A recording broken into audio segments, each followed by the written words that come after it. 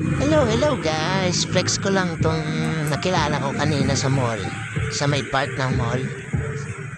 Ito kanina habang iniintay ko yung pasahero ko. May nakita ako. Sinubukan ko siyang batuhin. Tapos nagulat ako biglang sinusundan niya yung mga binabato sa kanya. Bigla akong mahaliw sa kanya. Kasi parang nakikita kong gutom siya. Sayang nga at wala akong dalang kahit tinapay man lang sana para mabigyan ko. Ito, para panoorin niya, nakakatuwa lang siya guys.